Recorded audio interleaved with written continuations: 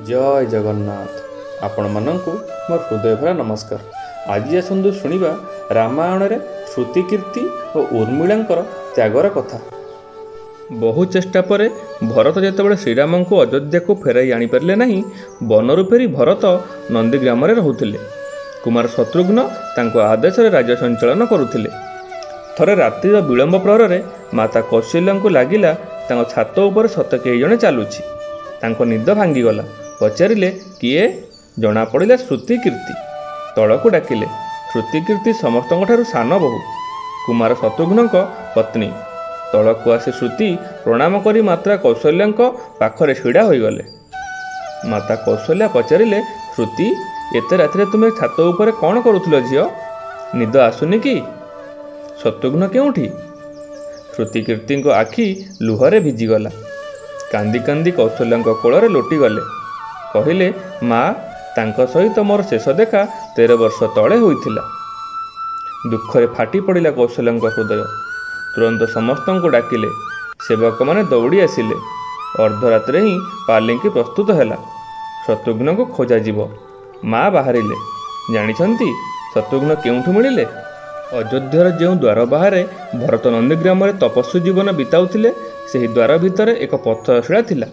तारि ऊपर शत्रुघ्न निज बाहु को तकिया करी शोइथिबा देखिबाकू मिलिले। कुमार शत्रुघ्न मुंड पाखरे बसी पड़िले। माँ मुंड को आउंसी दियंते शत्रुघ्न निद भांगीगला।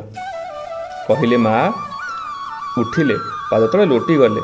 माँ आपण कहीं कष्ट कले? मते डके नहीं पारि थांते। माँ पचारिले, शत्रुघ्न एठी कहीं? शत्रुघ्न कई कई होई कांदिबाकू लागिले। कहिले, माँ भ्राता राम पितांको आज्ञारे बण को चलीगले। भ्राता लक्ष्मण भी तांको पछे पछे चलीगले। भ्राता भरत भी नंदीग्राम सन्यास जीवन बिताउछंती। माँ ए राजमहल, ए रथ, ए तेजस्वी वस्त्र विधाता कण मो पाई ही बनाइथिला? माता कौशल्या निरुत्तर। यह ही होउछि राम कथा बंधु। यह भोग नुहे, त्यागर कथा।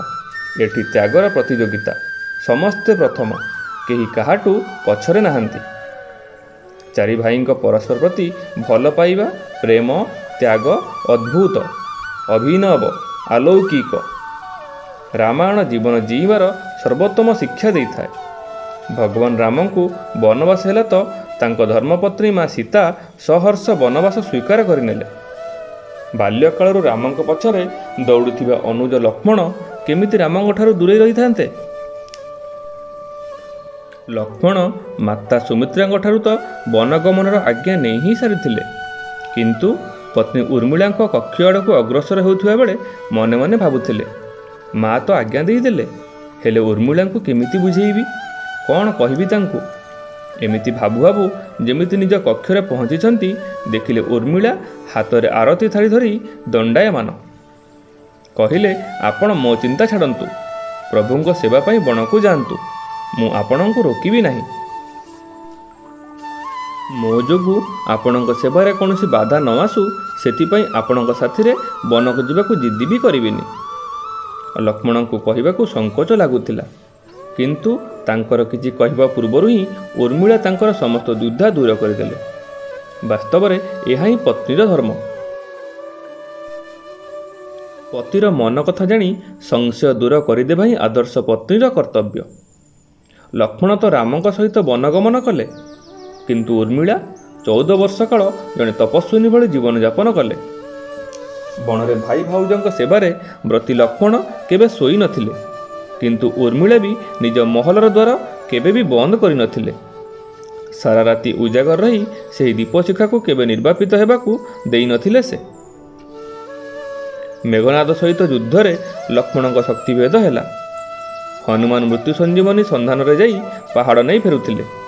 बाटरे अयोध्या उपर दे गला बेले भरत तांको राक्षस भावी बाण चलाई देले। आघात प्राप्त हनुमान तले ओल्हेई जाती। हनुमान सब कथा शुणांती कि सीता को रावण नहीं जाइछि। इंद्रजित सहित युद्धरे लक्ष्मण मूर्छित।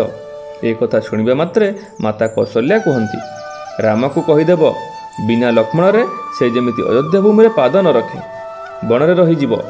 माता सुमित्रा कहती, राम को कहिब चिंता करिवार कौनसी कारण नहीं। ଏବେ ବି ଶତ୍ରୁଘ୍ନ ଅଛି, ମୁଁ ତୁରନ୍ତ ତାକୁ ପଠାଉଛି। ମୋର 2 ପୁତ୍ର ରାମ ସେବା ପାଇଁ ହିଁ ତ ଜନ୍ମ ନେଇଛନ୍ତି।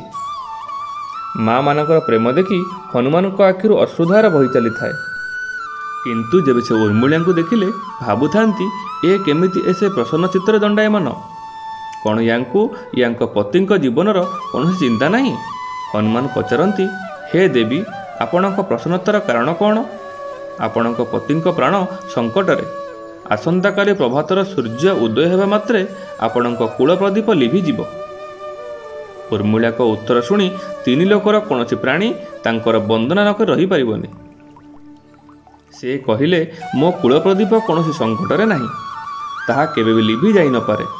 ରହିଲା ସୂର୍ଯ୍ୟ ଉଦୟର କଥା। ଯଦି ଆପଣ ଚାହୁଁଛନ୍ତି ତ ଅଯୋଧ୍ୟାରେ କିଛି ଦିନ ବିଶ୍ରାମ କରି ନିଅନ୍ତୁ, କାହିଁକି ନା ଆପଣଙ୍କର ସେଠାରେ ପହଞ୍ଚିବା ବିନା ସୂର୍ଯ୍ୟ ଉଦୟ ହୋଇପାରିବେନି। ଆପଣ କହୁଥିଲେ ନା ପ୍ରଭୁ ଶ୍ରୀରାମ ମୋ ପତିଙ୍କୁ ତାଙ୍କ କୋଳରେ ଧରି ବସିଛନ୍ତି ବୋଲି। ଯିଏ ଯୋଗେଶ୍ୱର ଶ୍ରୀରାମଙ୍କ କୋଳରେ ଶୋଇଛନ୍ତି, କାଳ ତାଙ୍କୁ ଛୁଇଁ ବି ପାରିବନି। ଏମିତି ତ ଏ ଦୁହେଁ ଲୀଳା କରୁଛନ୍ତି। ମୋ ପତି ଯେବେଠୁ ବଣକୁ ଗଲେଣି ସେବେଠୁ ଶୋଇନାହାନ୍ତି। ସେ ନ ଶୋଇବା ପାଇଁ ପ୍ରତିଜ୍ଞା କରିଥିଲେ, ସେଥିପାଇଁ କିଛି ସମୟ ବିଶ୍ରାମ ନେଇଛନ୍ତି। ଯେବେ ଭଗବାନଙ୍କ କୋଳ ମିଳିଗଲା, ବିଶ୍ରାମ ଟିକେ ଅଧିକ ହୋଇଗଲା। ସେ ଉଠିଯିବେ। ଶକ୍ତି ମୋ ପତିଙ୍କୁ ଲାଗି ହିଁ ପାରିବନି, ତାହା ରାମଙ୍କୁ ହିଁ ଲାଗିଛି। କାରଣ ମୋ ପତିଙ୍କ ସମସ୍ତ ଶ୍ୱାସରେ, ହୃତ୍ସ୍ପନ୍ଦନରେ, ଲୋମକୂପରେ, ପ୍ରତ୍ୟେକ ରକ୍ତବିନ୍ଦୁରେ ରାମ। ଯେହେତୁ ତାଙ୍କ ଶରୀରରେ, ଆତ୍ମାରେ ରାମ ହିଁ ରାମ, ତେବେ ରାମଙ୍କୁ ହିଁ ଲାଗିଥିବ, ଯନ୍ତ୍ରଣା ରାମଙ୍କୁ ହିଁ ହେଉଥିବ। ତେଣୁ ହେ ହନୁମାନ, ଆପଣ ନିଶ୍ଚିତ ହୋଇଯାଆନ୍ତୁ, ଆପଣ ନ ପହଞ୍ଚିବା ପର୍ଯ୍ୟନ୍ତ ସୂର୍ଯ୍ୟ ଉଦୟ ହିଁ ପାରିବେନି। ରାମ ରାଜ୍ୟର ମଜବୁତ ସ୍ତମ୍ଭ ଜନକ ରାଜାର ଝିଅମାନେ ହିଁ ଥିଲେ। କେବେ ସୀତା ତ କେବେ ଉର୍ମିଳା, କେବେ ଶ୍ରୁତିକୀର୍ତ୍ତି। ଭଗବାନ ରାମ ତ କେବଳ ରାମ ରାଜ୍ୟର କଳସ ସ୍ଥାପନା କରିଥିଲେ। କିନ୍ତୁ ପ୍ରକୃତ ରାମରାଜ୍ୟ ତ ଏହି ସଭିଙ୍କ ପ୍ରେମ, ତ୍ୟାଗ, ସମର୍ପଣ, ବଳିଦାନରେ ହିଁ ସ୍ଥାପିତ ହୋଇଥିଲା। ବନ୍ଧୁଗଣ, ଏଇ ତ ଆମର ସଂସ୍କୃତି, ଏଥିପାଇଁ ଆମେ ଗର୍ବିତ। ଆପଣଙ୍କୁ ଅଶେଷ ଅଶେଷ ଧନ୍ୟବାଦ। ଜୟ ଶ୍ରୀରାମ, ଜୟ ଜୟ ଶ୍ରୀରାମ।